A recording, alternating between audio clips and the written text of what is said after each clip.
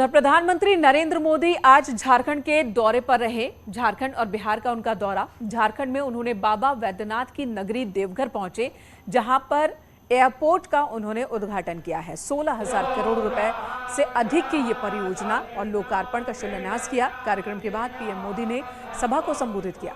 PM Modi ने कहा कि हम सभी को देवघर से झारखंड के विकास को गति देने का सौभाग्य मिला है। प्रधानमंत्री मोदी ने कहा, मैं देशवासियों को शॉर्टकट की राजनीति से बचकर रहने का आग्रह कर रहा हूं। शॉर्टकट की राजनीति करने वाले कभी नए एयरपोर्ट नहीं बनवाएंगे, कभी नए आधुनिक हाईवेज भी नहीं बनवाएंगे।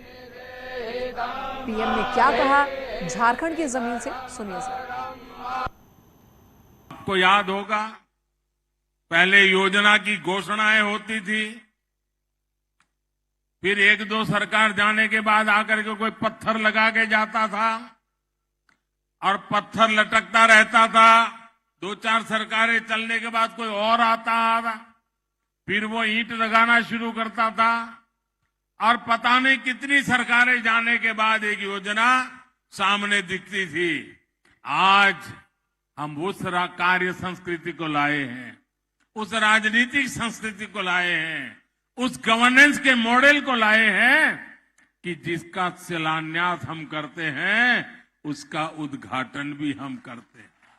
आपने अपना स्नेह देकर मुझे जिस तरह अपना ऋणी बना लिया है, उसको मैं तेज विकास करके, सबका विकास करके चुकाने का ईमानदारी से प्रयास करता रहा हूं, करता रहूंगा। आज 16,000 करोड़ रुपए से ज्यादा की ये योजनाएं इसी दिशा में एक महत्वपूर्ण कदम है।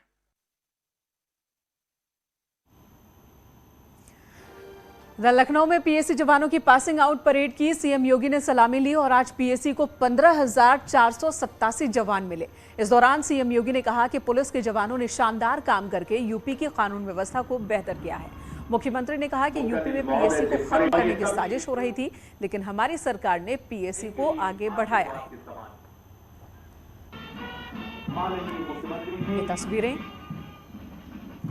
परेड के दौरान की, जहां सीएम योगी आदित्यनाथ ने परेड की सलामी ली है और पीएसी के जवान, ये देखिए, ये नए रंग रूट हैं जो कि अब पीएसी का हिस्सा बन चुके हैं।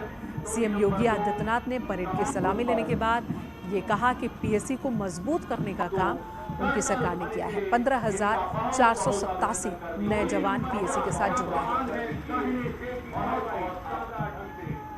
क्योंकि उत्तर प्रदेश में विगत 5 वर्ष के अंदर बेहतरीन कानून व्यवस्था के माध्यम से अपनी छवि को परिवर्तित करने का जो कार्य किया है, आज उसकी सर्वत्र सराहना होती है।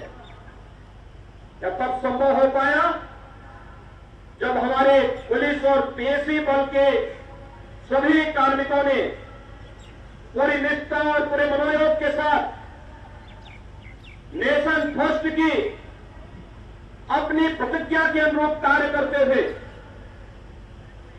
कुछ बेहतर परिणाम दिए।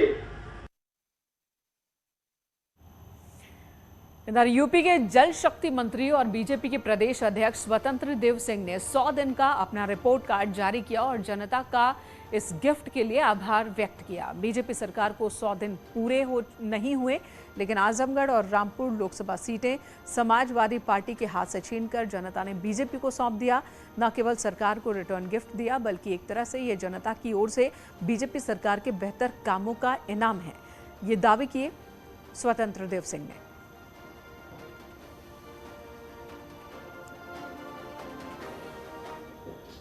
वो जो खुली आंखों में सूबे का मुख्यमंत्री बनने का ख्वाब देख रहे थे, उनके ख्वाब धूल में मिल गए।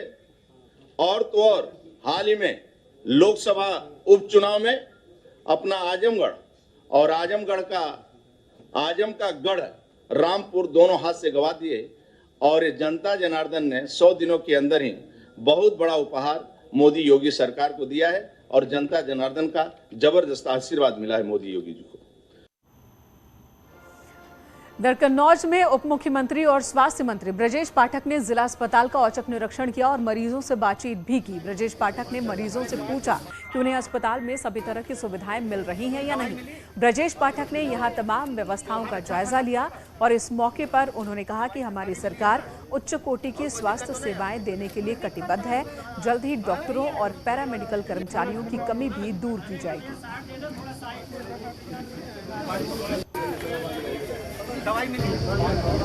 सबको उच्च कोटि की चिकित्सा व्यवस्था उपलब्ध हो, सरकार इसके लिए कृतसंकल्प है। लगातार हम और हमारी टीम इसके लिए काम कर रही है।